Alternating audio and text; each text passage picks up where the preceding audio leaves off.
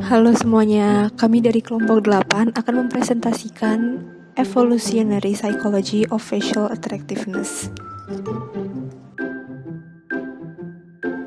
Sebelum memulai presentasi, saya akan memaparkan anggota kelompok saya, yaitu kelompok 8. Yang pertama ada Andrea Valensi, kemudian ada Diah Ayu Saraswati Mutianingrum, Haura Ataya Rahman, Jenika Ardia Putri Martin, Priscilla Elpentanina, dan Rina Jeriko Purba. Untuk pembahasan sendiri, kelompok 8 sudah membaginya menjadi 6 bagian. Yang pertama yaitu perspektif. Di sini isunya akan dilihat lagi apakah itu termasuk prediksi gejala atau pemahaman gejala. Kemudian ada faktor-faktor yaitu symmetry, averageness, hormone makers, menstrual cycle, dan individual differences. Ketiga, isu ini kemudian akan dilihat dan dikategorisasikan apakah itu termasuk naturalisme atau penafsiran. Lalu kemudian akan dikategorisasikan lagi apakah isu itu subjektif atau objektif. Lalu di bagian kelima ada kesimpulan, yaitu merupakan pembahasan singkat mengenai keseluruhan dari materi serta kaitan-kaitannya. Dan yang terakhir atau yang keenam merupakan refleksi, yaitu hasil pemahaman dari tiap anggota yang sudah disatukan.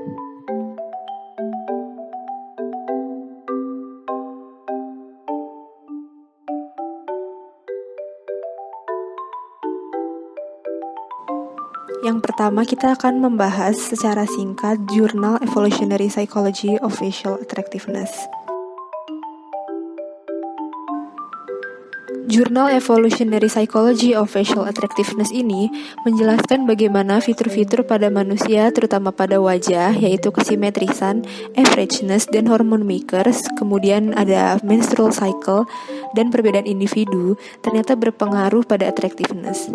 Di sini kami kelompok 8 akan menjelaskan bagaimana jurnal tersebut memiliki keterkaitan dengan filsafat psikologi dari segi perspektif serta pengkategoriannya.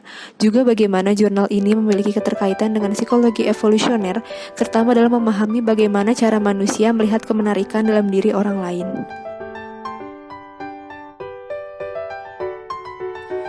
Apakah perspektif yang dibahas cenderung menekankan prediksi gejala atau pemahaman gejala?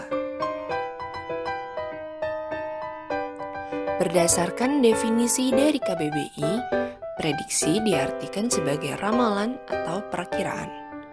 Sedangkan, paham yang merupakan kata dasar dari pemahaman dapat diartikan sebagai pengertian, pendapat atau pikiran, aliran, haluan atau pandangan, mengerti benar atau tahu benar, serta pandai dan mengerti benar tentang suatu hal. Selain itu, pemahaman diartikan sebagai proses, perbuatan, memahami, atau memahamkan.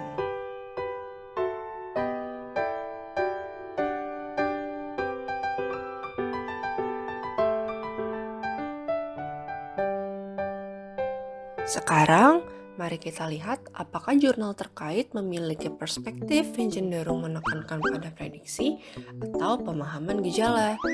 Kami menyimpulkan bahwa jurnal ini memiliki perspektif yang cenderung menekankan pada pemahaman gejala.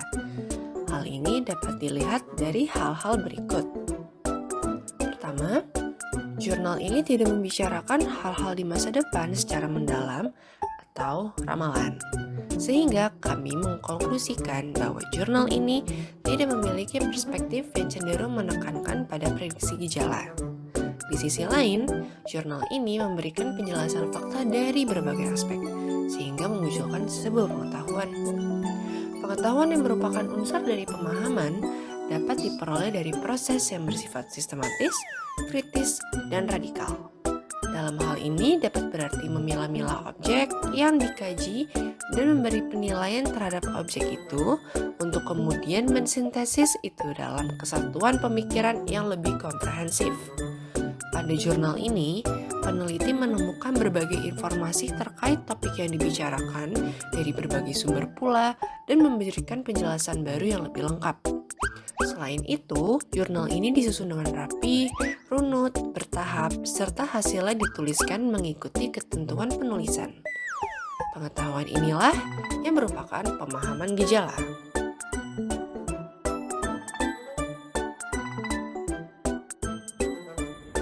Perspektif ini menekankan pada pemahaman gejala, yaitu mengenai kemenarikan wajah. Perspektif ini menjelaskan ada beberapa faktor yang mempengaruhi penilaian kemenarikan wajah. Yang pertama adalah kesimetrisan. Wajah yang dinilai simetris. Wajah simetris ini berhubungan dengan heterozigositas, di mana hal tersebut menandakan bahwa individu yang memiliki wajah simetris merupakan pasangan yang cocok untuk kawin, karena individu tersebut memiliki kemampuan untuk menghadapi tantangan. Yang kedua adalah averageness. Jadi, wajah yang memiliki karakteristik serupa dengan yang lainnya dinilai lebih menarik. Mengapa demikian? Karena manusia mempunyai ketertarikan terhadap pengkategorian, di mana manusia akan cenderung membandingkan stimulus yang baru saja tidak ada di template kognitifnya. Jadi, semakin mirip suatu wajah dengan wajah pada umumnya, maka akan dianggap lebih menarik.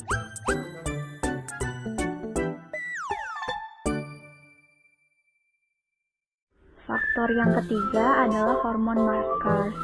Jadi, wajah laki-laki yang dinilai menarik adalah wajah yang terlihat maskulin, di mana produksi testosteron yang tinggi dapat memfasilitasi masculine traits, seperti perkembangan tulang pipi, rahang bawah, dan dahi. Pada perempuan, produksi estrogen yang tinggi menunjukkan bahwa sistem imun dapat menghadapi efek yang bersifat toksik. Jadi, wajah perempuan yang menarik seharusnya berkulit mulus, tidak ada rambut, karena hal tersebut menandakan tidak adanya infeksi kulit dan gangguan reproduksi. Yang keempat adalah menstrual cycle. Jadi, ketika masa menstruasi, perempuan cenderung untuk berpindah preferensi ke wajah yang lebih maskulin, karena pada masa tersebut pembuahan cenderung terjadi. Hal ini dipengaruhi karena adanya hormon estrogen.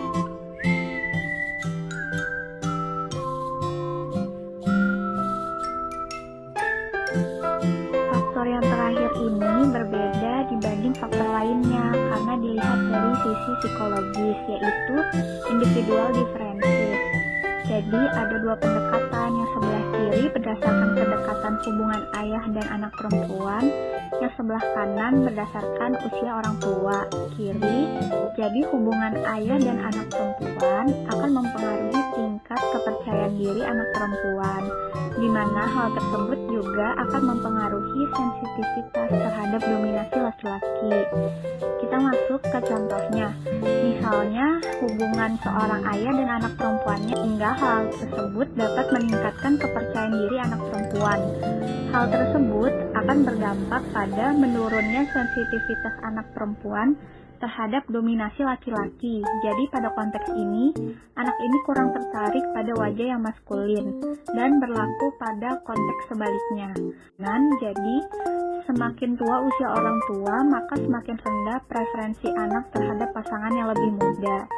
Jadi bagi anak yang orang tuanya berusia tua, dia akan menganggap bahwa pasangan yang lebih menarik adalah pasangan yang lebih tua, sementara anak dari berlaku sebaliknya.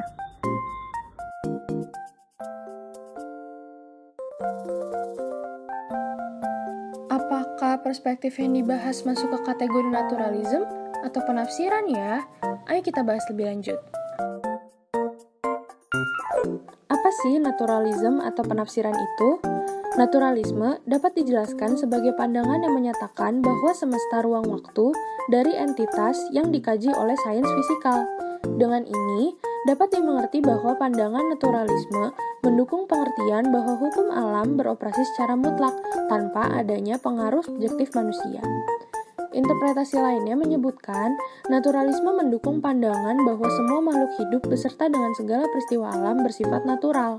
Di sisi lain, penafsiran adalah pandangan yang melihat bahwa realitas sosial dan manusia bukan gejala yang melulu alamiah, melainkan hasil pemaknaan terbentuk melalui sejarah yang melibatkan subjektivitas dan intersubjektivitas. Berbeda dengan naturalisme, penafsiran menekankan proses pemaknaan yang bergantung pada manusia. Oleh karenanya, terdapat konstruksi sosial beserta unpopular opinions yang terikat dengannya yang tidak terkena pengaruh hukum alam dan bahkan dapat mempengaruhi alam itu sendiri.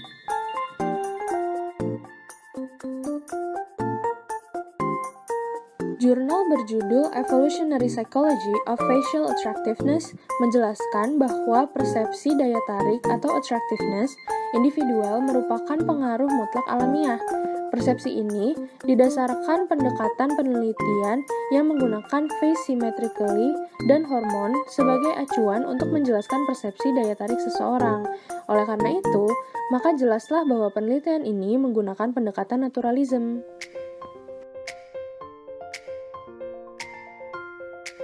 Lalu, mengapa pendekatan naturalism? Yang pertama, bisa dilihat dari faktor biologis. Penelitian ini mempelajari hubungan antara daya tarik dengan kesimetrisan wajah, averageness, dan hormone markers. Berbeda dengan penafsiran yang menekankan subjektivitas. Yang kedua, menstrual cycle. Fase menstruasi mempengaruhi persepsi perempuan tentang daya tarik laki-laki. Wanita menunjukkan preferensi ke pria yang lebih maskulin selama fase siklus menstruasi mereka ketika kemungkinan konsepsi tinggi. Penelitian ini menekankan bahwa preferensi wanita didorong oleh faktor alamiahnya, yaitu pada saat menstrual cycle. Yang ketiga, kesimetrisan wajah. Kesimetrisan wajah dipersepsikan melalui sistem visual tanpa melibatkan adaptasi psikologis. Pendekatan naturalisme menyatakan bahwa segala benda dan peristiwa dikaji langsung secara fisik. Yang keempat, hormone markers. Produksi testosteron dan metabolisme memobilisasi sumber daya untuk mendorong laki-laki untuk menjadi menarik dan bersaing untuk mendapatkan pasangan. Testosteron dan estrogen mempengaruhi sejumlah fitur wajah dan badan. Penelitian ini menekankan bahwa hormonlah yang mempengaruhi ketertarikan seseorang terhadap fitur fisik dan daya tarik fitur fisik itu sendiri. Yang terakhir, skin condition. Dalam konteks ini, kondisi kulit dianggap andal dalam menilai daya tarik wanita. Laki-laki secara universal tertarik dengan kulit perempuan yang bebas dari lesi, kutil, tahi lalat, kista, tumor, dan jerawat. Hal ini menunjukkan bahwa secara biologis, laki-laki memiliki ketertarikan yang serupa terhadap fitur fisik.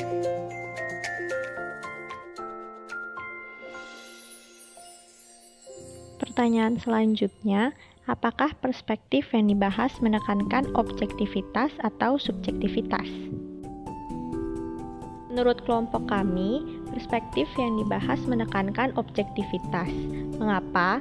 Karena pertama, peneliti mengambil subjek penelitian berdasarkan spesies atau jenis kelamin.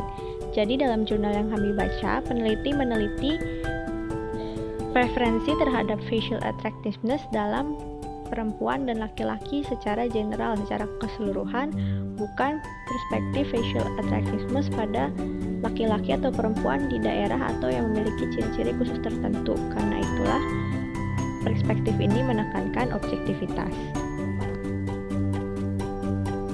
Alasan kedua adalah perspektif yang dibahas merupakan objektivisme. Apa maksudnya? Pertama, poin-poin yang dibahas didukung dengan penelitian berdasarkan faktor biologis. Nah, contohnya itu di bacaan dikatakan bahwa yang membuat wajah dapat dikatakan atraktif adalah faktor kesimetrisan wajah dan juga hormon. Nah, kedua hal ini adalah hal yang memang sudah dibawa sejak lahir. Seperti kesimetrisan wajah itu sudah ada di dalam diri kita, itu faktor genetik, dan juga hormon itu memang juga sudah adalah hal bawaan atau hal biologis. Maka itu pandangannya objektif. Selain itu, secara keseluruhan, peneliti memberlakukan hukum universal pada penelitian. Ini contohnya di bacaan adalah saat peneliti berkata bahwa preferensi facial attractiveness wanita itu berubah seiring dengan menstrual cycle-nya. Nah, menstrual cycle itu kan memang dijalani oleh setiap wanita tanpa terkecuali, tidak hanya wanita tertentu. Maka itu perspektif ini dapat dikatakan objektif.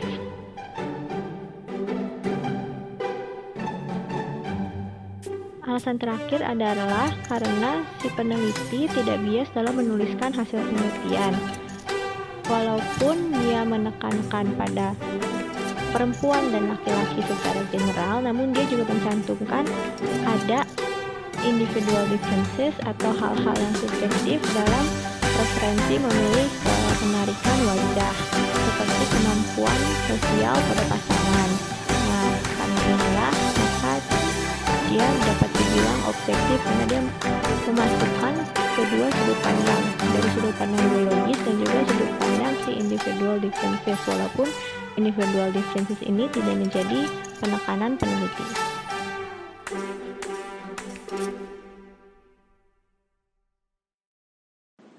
Kemudian kita sudah sampai di bagian kelima, yaitu kesimpulan.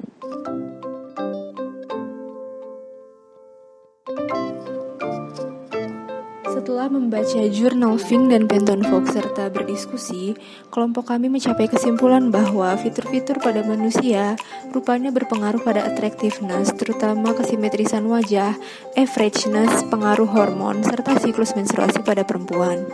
Individual difference juga berpengaruh dalam attractiveness, tergantung dari bagaimana tinggi rendahnya maskulinitas dan feminitas seseorang. Selain itu, rupanya hal ini mempengaruhi mereka pula dalam memilih pasangan. Lalu selanjutnya ada penggunaan dua pendekatan, yaitu multiple message hypothesis, yaitu di mana semua fitur dipersepsi secara sendiri-sendiri, yang dimana fitur-fitur itu berbeda derajatnya dan kemudian akan dikombin atau disatukan ke dalam pikiran. Dan yang kedua merupakan redundant signal hypothesis, di mana fitur-fitur akan dipersepsi secara berbarengan atau bersamaan, di mana satu fitur akan berpengaruh ke yang lain untuk memberi kejelasan bagaimana hubungan antara fitur-fitur tersebut yang sudah dijelaskan sebelumnya dengan attractiveness, yang kemudian ternyata lebih condong ke pendekatan kedua. Dan yang terakhir, selain dari fitur-fitur manusia, penelitian selanjutnya sangat disarankan agar melihat-lihat dari sejarah manusia, terutama dari perbedaan kultur dan negara. Misalnya pada zaman dahulu, ada tren tanpa alis di zaman Leonardo da Vinci, di mana perempuan-perempuan tidak memiliki alis karena hal itu dianggap sebagai sesuatu yang atraktif. Saja tren ini akan berbeda di masa sekarang.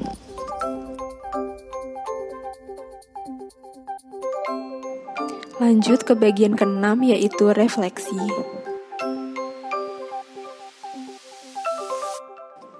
Setelah merefleksikan masing-masing, kami semua dari kelompok 8 mendapatkan sebuah gabungan dari refleksi-refleksi kami, di mana informasi yang didapat dari jurnal ini tidak boleh diterima secara langsung dan harus diolah berdasarkan fakta dan penilaian yang objektif agar tidak menjadi stereotip dalam menilai keatraktifan seseorang. Kemudian yang kedua, facial attractiveness tidak semata-mata hanya preferensi tiap individu atau diambil dari skema, tetapi juga ada faktor-faktor lain yang berpengaruh, terutama dari faktor biologis.